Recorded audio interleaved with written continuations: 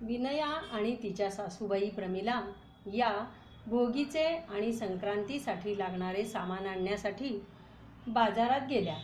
भाज्या घेतल्या, सर्व सामानही घेतले. पण विनयाला प्रश्न पडला, संक्रांत आहे, हे सर्व करायचे देखील आहे, पण कशासाठी? तर मंडळी, विनयासारखाच आजच्या लेकी सुनांना हा प्रश्न पडल्याची शक्यता नाकारता येत नाही. पूर्वीच्या काळी रूढी परंपरा जशा चालत आल्या त्या सगळ्यांनी बिनबोभाट स्वीकारल्या. पण आत्ताची मुलींची पिढी शिकलेली आहे. त्या सर्व ह्या परंपरा करायलाही तयार आहेत. पण कारण जाणून घेणे त्यांना गरजेचे वाटते, ते स्वाभाविकच आहे. तेव्हा सासूबाईंनी आपल्या परीने विनयाला सांगण्यास सुरुवात केली. असं पहा विनया, संक्रांतीच्या आदल्या दिवशी आपण भोगी करतो. त्या दिवशी भोगीची भाजी देखील केली जाते. या काळात उगवलेल्या पालेभाज्यांची एकत्रित भाजी. थंडी असल्यामुळे बाजरीची भाकरी, स्निग्धतेसाठी लोणी, म्हणजेच ऋतुमानानुसार असलेल्या भाज्या, फळे आपले आरोग्य चांगले राहण्यासाठी गरजेचे आहे. हे आपल्या पूर्वजांनी ओळखले असल्यामुळेच आहारात त्याचा समावेश होत असून आवड, निवड, कुरकुर याला त्या काळी अजिबात वाव नसे. पानात जे वाढले जाई ते लहान मुले सुद्धा निमूटपणाने खात असत. आता सुद्धा नाही का? सर्व प्रकारच्या भाज्या पोटात जाव्या म्हणून स्त्रिया वेगवेगळे पदार्थ बनवतात, अगदी तसे. भोगी झाल्यानंतर दुसरे दिवशी असते संक्रांत. तसं तर दर महिन्यात संक्रांत असते, पण ज्या महिन्यात सूर्य मकर राशीत प्रवेश करतो त्या महिन्यात म्हणजेच पौष महिन्यात आपण संक्रांत साजरी करतो. आपला देश कृषीप्रधान देश आहे. पूर्वीच्या काळी शेती हा प्रमुख व्यवसाय असल्यामुळं या महिन्यात शेतात आलेले नवीन पीक हे शेतकऱ्याला सोन्याप्रमाणेच मौल्यवान वाटते. मग त्याच्या प्रति कृतज्ञता व्यक्त होण्यासाठी त्याची पूजा, त्याचा सन्मान होणे आवश्यक आहे, कारण त्यावरच तर सर्वांचे भरण पोषण अवलंबून आहे.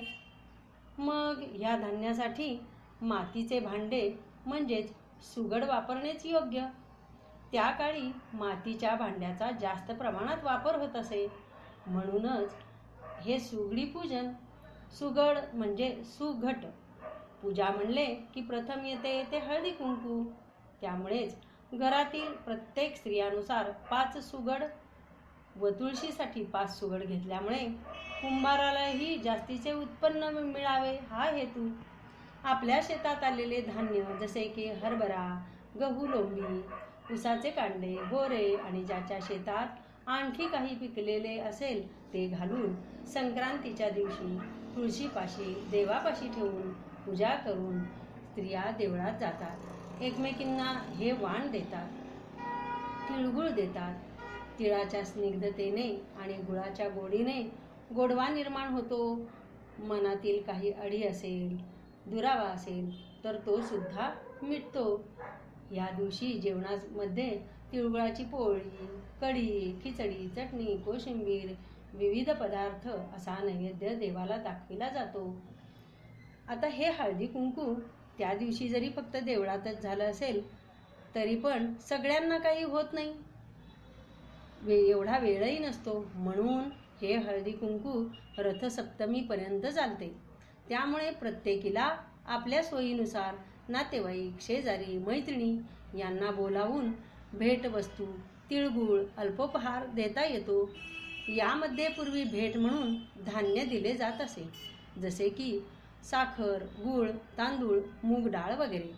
आजच्या काळात देखील स्त्रिया वेळात वेळ काढून हा हळदी कुंकवाचा कार्यक्रम वैयक्तिक अथवा सामुदायिक करतात. पूर्वीच्या काळी खरं म्हणजे ह्या सगळ्या सणांचा उद्देश स्त्रियांनी थोडे तरी बाहेर पडावे, त्यांच्या गाठीभेटी व्हाव्यात हाच असे, कारण जास्त त्यांना बाहेर पडता येत नसे.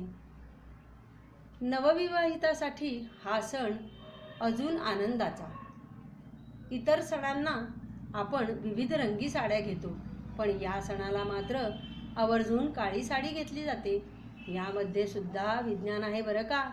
हे थंडीचे दिवस असतात आणि अंगामध्ये उबदारपणा राहावा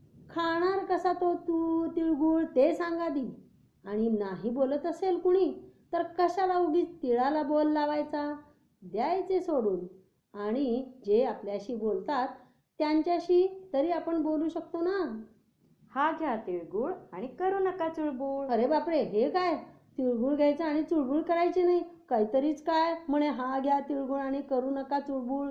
हा घ्या तिळगुळ आणि करू नका चुळबुळ. बरं.